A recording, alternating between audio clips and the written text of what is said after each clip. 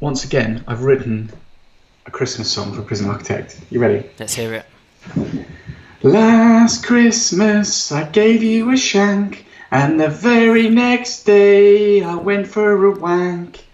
This year, save me from fear, I'm gonna hook up with Teabag. What do you make of that one, mate? Oh, you might fucking hell. You might need to beep it out. I don't do beeping out, mate. It's either all going in or none of it's going in. Which do you want it to be? I think it has to all go in. Okay. I work hard on these Christmas songs. It's wonderful, mate. It's a masterpiece. That's a good one, I think. You should get some isn't singing lessons. You know, open up your it? range. You said I'm a not little a good bit. singer. No, I mean, even the best singers have singing lessons, mate. I'm Oh, saying that everyone can improve. Everyone gets all through for improvement. Yeah, maybe I will, mate. Maybe I will. I look into that. Yeah. Next year. Next year, right after you've learnt Portuguese. And Yeah. and become an Olympic swimmer. Yeah, I think that time is past for me. Yeah. Being an Olympic swimmer. Right. Here we are. It's been a while, hasn't it? Since we've made one of these videos. It's been a little while. Yeah, they're getting spread out a bit, aren't they now? Well, it's because it's been difficult to show, isn't it? There hasn't been any sort of graphical, videoable. Yeah. I mean, it's taken us months to get the multiplayer stuff all working reliably. But there's just nothing to show. All right. Did you just say we haven't really done that? Yeah, I did say that. You dick. There's not a lot to show. All you can see is the game gradually working better in multiplayer. You know. Yeah. Should we join a game? Yeah, let's join in. So, for those of you that don't know, this is the Prison Architect multiplayer launch. Yeah. So we're launching V1 of multiplayer now. By the time you watch this video, it will be out on Steam. You'll be automatically opted into it, and GOG, Humble, our store, everywhere else, it'll all be working. But there are a couple of limitations because Introversion doesn't really do version 1 launches, does it? It sort of does version 0.9 Foxtrot. Well, in the sense that Prison Architect is never going to be finished, and there's always work to be done. I saw a public game there. I'm just trying to join it. So it's never going to be finished because we always have more things to fix. We always have more parts of the game to make. You know, I mean, should we talk about what's not included in multiplayer? Well, let's have a look and see what happens in this public game. So I think we should say that it's been in testing for a little while. So this is going to be a game that's running on the Steam test branch. Yeah. I'm excited. I know. I have no idea what's going to happen because I haven't actually joined Leander's game that was sat there waiting for us in the list where it would have all been nice and neat and controlled and everything. And I've just joined a public game where who knows what we're going to see, you know?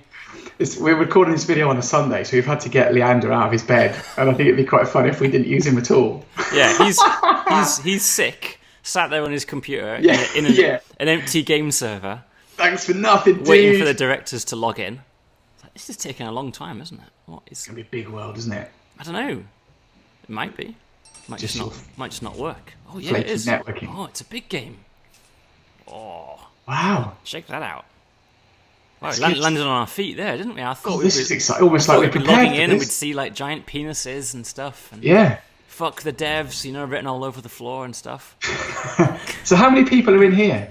There's two other players. So you see on the right here. Here's the server, the host list. Okay, so Junior Duck is the host. Yeah. We're Chris, and L Beast is this guy here. Oh, Jesus. Oh, I don't know what they're doing. But they need to do more of it, because what the actual? Yeah. What is that? Well, it's pretty cool. Look at this. It's like a sort of, it's like a secret pathway. That's an escape tunnel, right? I don't know. Might be. Across to the. Well, if you remember, we put road escapes in either the last update or the one. Right. And so we made it so that if prisoners are hanging around here a lot and they see a truck, they can make a run for it and get in the truck and smash their way out through the gates. Yeah. So maybe that's part of the system that they plan to use to stop that from happening, because they've got sniper towers all around here covering it. So what can we do to help these guys? I just really don't know. I think we'll just watch. This is good. This is good. Yeah. I mean, obviously, we can do all the things that we can do normally in Prison Architect. I mean, that's what we did, right? We did the Prison Architect video, the announcement for multiplayer a few months back. But a lot of features were not fully working, you know? A lot of screens weren't working, like these report screens. You know, most of these weren't here. Most of these weren't working, weren't synchronizing correctly. And now they are, you know? This is part of what you're talking about, right? That it's hard to demonstrate multiplayer because what can you say beyond all of this now works, you know?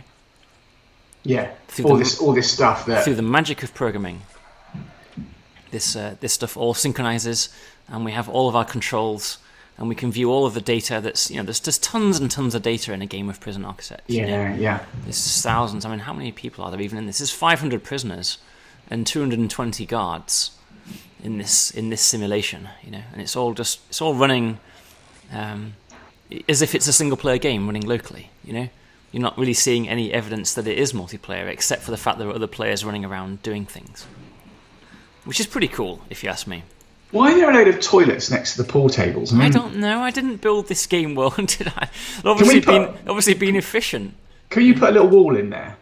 Yeah. Like a little privacy wall? Yeah. Because I mean, come on, guys. You don't want to be playing pool and turn around and see someone curling down a log behind you, do you? Should we have a little enclosed bathroom off to the side? Yeah. Here we go. I'm waiting for these guys to come over. What are you doing in our game, man? Yeah, they might do. We might get kicked out of the game. Right, now that is a much better idea, right? So now, if you're playing pool and you need to go for it, you've dismantled them. Yeah, sorry, I don't really want them there. I was thinking that, you know, people would be able to go and have continue with their game of pool whilst they were I mean, that would be extremely efficient, wouldn't it? Here we go. Junior Duck has come along and he's wondering what the fuck we're actually doing. What the fuck? Who are you? What are you doing? Have we got chat yet? No, there's no text chat, so we have no capability to talk to him. It's one of the things that we just never got around to putting in. So one of the things that you might have noticed, like in the online game list, I can't look at it because I'm in a game. Okay. You might have noticed that there was a lot of two-player games that were private. Yeah. Locked off to the public. And I think that's just like, that's the use case of this game, you know? A lot of people, the people that are playing multiplayer consistently, tend to be playing it with their buddies. combined. Working together cooperatively with their own Skype chat or Discord or Slack or whatever the hell voice chat they happen to use. And they're private because they don't want people logging in and putting privacy walls around their toilets. Around their... Right? And dismantling their pool tables. Their pool toilet, yeah. Yeah. Understandable, really. So, you know, that's kind of... That's one of the reasons why we haven't prioritized like a full in-game text chat system, you know? Because we just feel like that's something we could do and it would take a while, but actually getting the core simulation of the game working reliably is far more important to us. Absolutely. We have to build the foundations, right? And I kind of think that looking forward for where we might want to take multiplayer, a big part of this is going to be, I don't know, what you might call the kind of game design side of it. You know, how do you all work together cooperatively? How do you, you know, could there be non-cooperative, you know, challenge or something, and these other kind of stuff. But you're right, there needs to be some sort of mechanism where you can say, hey man, what are you doing in my game, building a wall? Those are the piss poor. That's you really need big to be able to vote on it. You need to vote on whether there should be a wall there or not. That's right. What are you doing with our piss pool room, man? Let's hire some workmen. He's got loads of workmen, but they're all busy doing this thing over here. They're all building this enormous new building, whatever it is that he wants. That's going to be... It's like the World Championship piss pool hall. Yeah. Yeah, well, we just joined a random game, you know. We don't know what we're going to get, do we? We have no choice. We have no clue. Yeah, I mean, it's just like the sheer amount of stuff that there is in the game, like the sheer number of screens that all display the same stuff but slightly differently, all the different utility views that you can have, the electronics view, the water pipes view, all deployment screens, this stuff. Some of the biggest nightmares that we had were in getting all this deployment stuff to work. Yeah. Struggled a bit with that. Behind the scenes, there's big algorithms that make this work that don't really run in the multiplayer context. So we had to fix all of that. Yeah. So in terms of what you can't do in multiplayer, You can't do escape mode, and you can't do warden mode. You can't have mods running, right? So all the vanilla game works, but any of the sort of really fancy around the edge extra modes like escape mode or warden mode don't yet work. Okay. And it's one of the things. It's like we said in the last multiplayer video. Depending on the ongoing success of multiplayer, we may or may not start to include those. And how solid is it? Is it pretty solid? Very solid. Holding up? Yeah, I'd say it's pretty solid. I mean, this is a pretty good test. This isn't it fairly extreme. There's actually 1,000 prisoners. I just noticed. Yeah, but hang on. You've got 200 megabit. Yes. Broadband, right? I have got 200 megabit broadband. So yeah, well there you go. There's our data usage, right? We're sending 0, and we're receiving 125 kilobytes per second. Right. Which is not a lot. That's well within the range of anybody's internet connection. So that is, we've fretted about this a lot. I mean, that is more than a lot of multiplayer games. Yeah. Like DEF CON uses sort of less than 10 kilobytes a second. Because it just uses a completely different architecture. Yeah. We grafted multiplayer into effectively a 5-year-old game, so we have to send a lot of data every frame to keep it synchronized. But this is way less than, like, I don't know, YouTube or Netflix or Twitch or any of the standard things that gamers do these days in terms of bandwidth received. If you're the server, then the sent would be this times the number of players. Right. Okay. So the server is probably sending 200 kilobytes a second, So, but it's not that bad, It's fine. It seems to work fine. Reliability-wise, it's always been pretty good. I mean, we keep finding corner cases where stuff doesn't quite synchronize 100% correctly, and we probably always will, But it's certainly very playable. There's a bit of a scrap going on down here. Yeah, I don't know what more to say about that, really. No, I think it's really good. We've done a really good job. Be aware that there probably will be a couple of bugs still floating around in there, so please don't yell at us. We are but humble indies, and we will get fixes out as we determine things and crack on. But there you go. That's it. Ooh, multiplayer. Our toilet wall version almost Look, one. It's finished. What?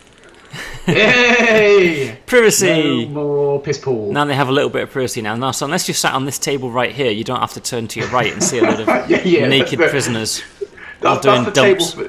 That's the table for the fish, isn't it? You get to sit there when you knew. If you stay here for long enough and you earn your stripes, maybe you can sit all the way over here. You move up. There he is. That's the Don Curtis. Yeah. Who's just left. He gets to eat his dinner on his own outside of meal times, away from the shitters at the back. Yeah. Oh, I've got a potty mouth at the moment. Right, so there you go, everybody. Please continue to spread the word about Prison Architect. So you didn't mention that is now on the public branch, right? So, well, it's on the trunk. I did mention that. Did you mention it? Well, I thought I did. I'll mention it again. I'll mention it again. It's on the trunk. So this is now available for everyone.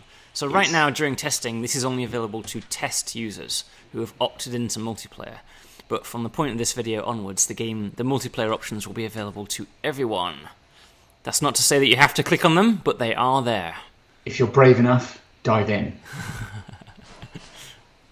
Right, good. Great. So, I watched a cool documentary on Netflix the other day, right?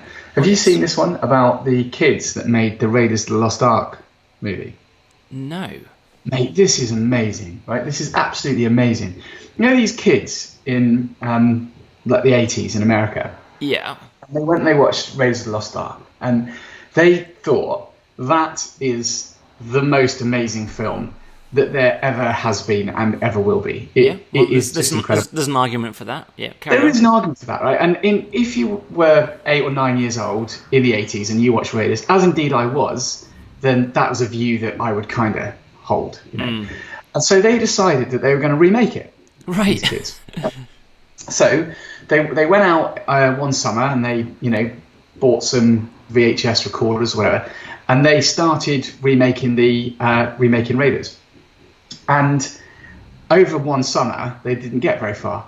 Yeah. They then spent 10 summers filming Raiders of the Lost Ark. Wow. Right? It's just phenomenal effort these kids put into recreating it. Like the boulder scene, it took them like 3 years, three boulders. That's Temple, isn't it? No. That's Raiders. It's Raiders. Oh wow. Yeah. Okay. Right at the start when he's running away from the boulder, they did all this stuff.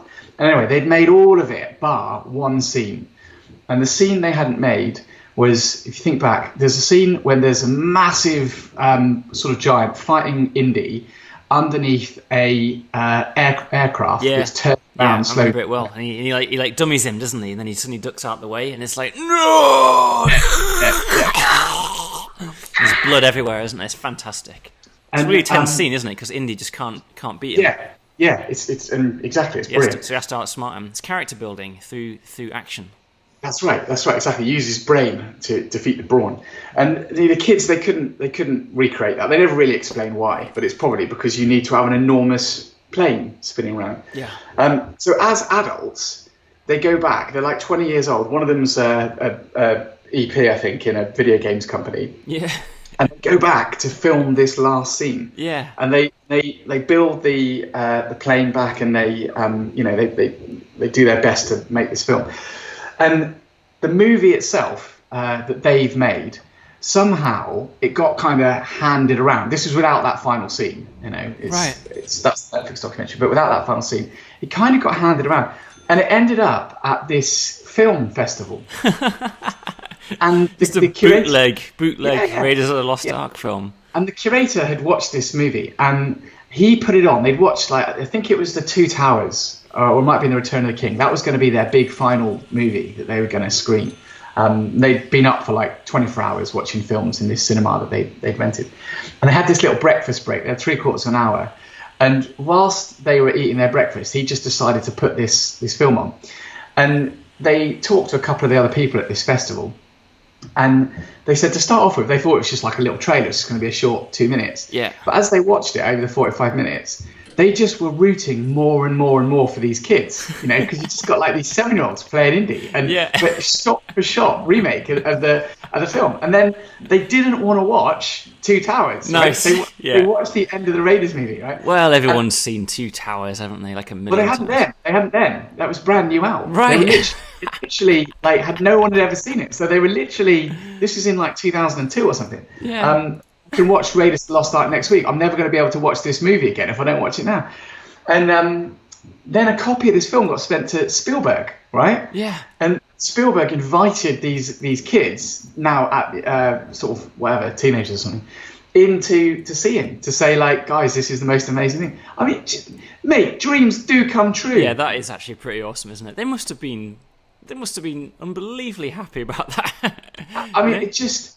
So are they getting older in every shot? Like, can you tell these kids again? No, they're not getting older in every shot because they filmed it out of order. Right.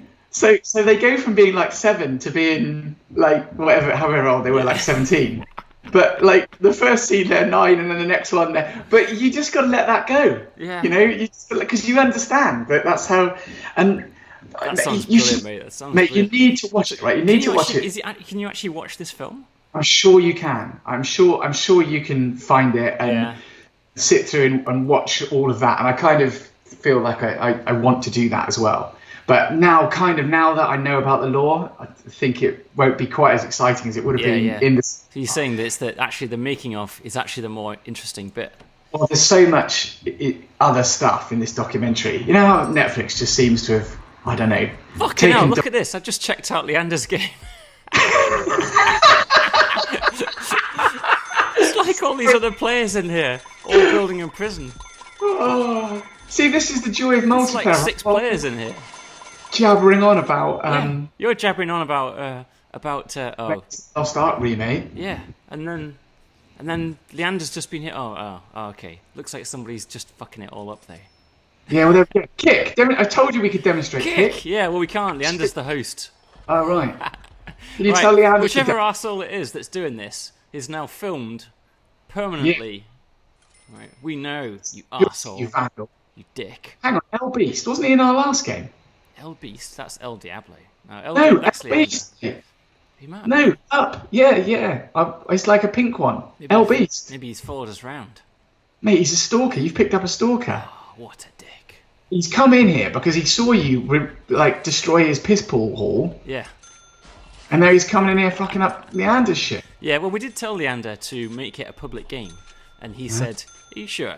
Like, you sure you don't want to like put a password on it or something?" Yeah. And we were like, nah. We want El Beast. Make it public. I don't think it was El Beast. I think the people that fucked it left. There were 6 players in here when we joined. They're raiders of the multiplayer prison. Yeah. Oh, what a bunch of dicks. Yeah. Well, I think what must have happened is Leander probably panicked and kicked them, thinking, "Oh no, I've ruined the director's video." And he's forgotten, obviously, what the average Introversion video is like. And that we embrace the chaos. We embrace it. The thing is you can talk about that. I mean, the thing is that people, if you make your game public without a password, people can log in and destroy everything, right? Yeah. We've really wrestled with this because obviously the bulldoze button is right there. And are we going to take the bulldoze button away from the game? No. What you have is you have the undo button, so you can undo people's bulldozing, and you have the kick button if you're the server, so you can kick people out that have messed with you. To try and get around it, but it is like a problem with the game. Like the game, griefing is a thing if you make the game public, and it's probably why a lot of the servers are password protected in the server list. Yeah. To stop that very thing. Yeah, sorry, mate. I interrupted your Raiders of the Lost Ark story there. It's sounding really. I sort of got to the end of it, mate. But I'm just saying that it's well worth a watch, and I think it's a good Christmas documentary. There's the fundamental theme of that movie, and also there's just some brilliant hair-raising moments in it.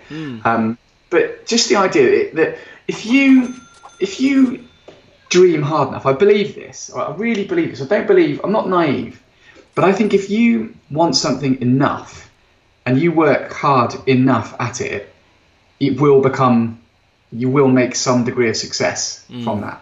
But the question is simply what constitutes enough. Yeah. And for those guys, it was 16 years of their summer, 2 marriages, and he almost lost his job at the end. Yeah. That's what it cost them to remake Raiders of the Lost Ark.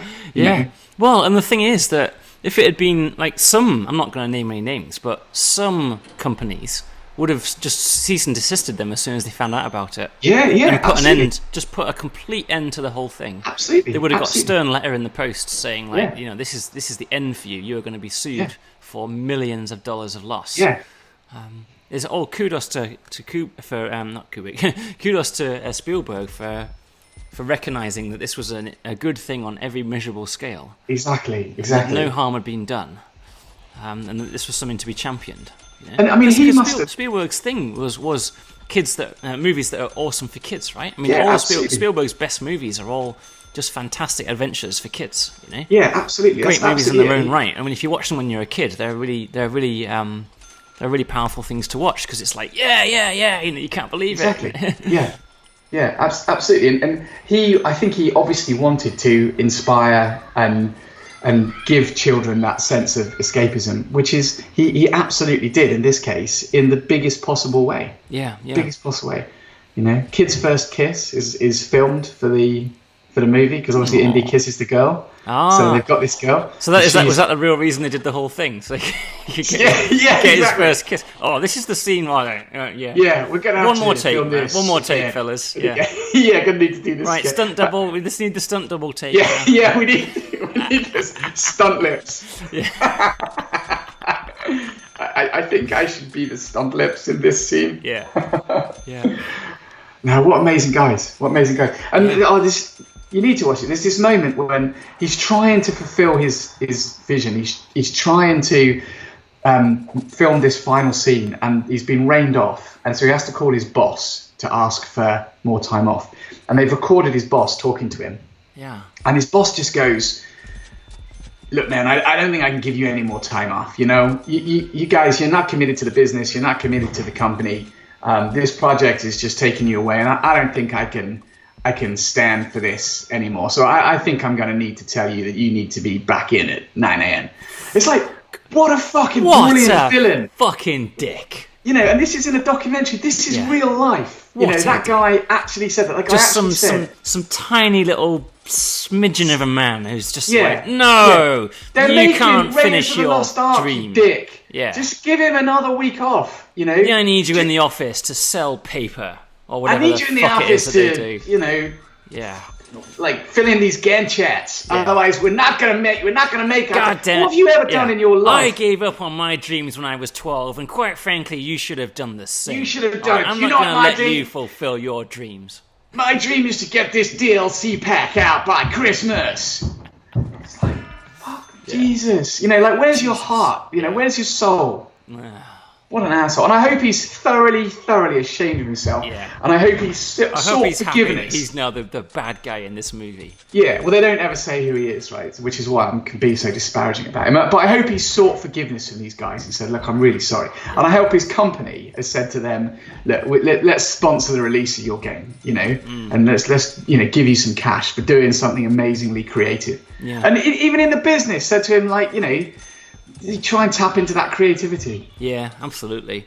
I don't know why people think that crushing somebody's side project dreams is the way to get them to be productive at work. It must be jealousy, mate, mustn't it? It must be jealousy. Like, I haven't got a side project. I didn't make Raiders when I was a kid. Yeah. Not many people did, mate. Not many people did. Yeah. I tried I took a tape recorder apart once to try and recreate that bit from the Goonies. You know, when he fires and then he reels himself across. I tried to do that. All I ended up doing there was breaking my tape recorder, mate, so I couldn't tape. Yeah, right. I made a thing from. Do you remember in Masters of the Universe? Yeah, mate. I watched the film about that with Dolph Lundgren. I made the thing. You know, the thing that has all the. Oh yeah, I don't know what it's called. That opens up and it has all the lights spinning around it. And dimensional portals. Tom Paris from Voyager uses it, doesn't he, to accidentally open a portal. Yeah, does he? Is that Tom Paris from Voyager? Yeah, it's Tom Paris from Voyager, absolutely. Before he was Tom Paris from Voyager. And Star Trek Trivia, before he was Tom Paris from Star Trek The Next Generation, fucking up Wesley's career. Remember that one? No, mate, Jesus Christ, you're better than me now. They attempted the Corbett Starburst maneuver. Oh, yes, they got in trouble. And they got in trouble because their wingman got crashed and killed. Yeah. And Tom Paris took the fall for it. Yeah, but actually Starfleet like a bit of that, don't they? Need a bit of risk. Yeah, they got him back in Voyager because they were short of actors or something. I don't know. Well, he probably needed a second chance. Federation always gives a second chance. Yeah, there you go. A bit of Star Trek trivia to finish off the video. There you go. That was good. I hope you enjoyed that. And the amazing thing about this video is we put the Prison Architect stuff at the start. Yeah. Well, I don't know. I haven't edited it yet, so yeah. That's still up for grabs. Who knows? Who knows? Right, brilliant. Good work, mate. Merry Christmas. Yeah, mate, that came out a lot better than I thought it was going to. Yeah, that's not a bad video given we had nothing to say other than multiplayer's finished. Yeah, we're quite good at this shit, aren't we? Yeah. How long does it take you to say multiplayer is finished? Yeah. Let's just do the short version of the video now, shall we? Beep. 40 minutes. Multiplayer is finished. Beep. Right, put it in the can, mate. Put it in the can. All right.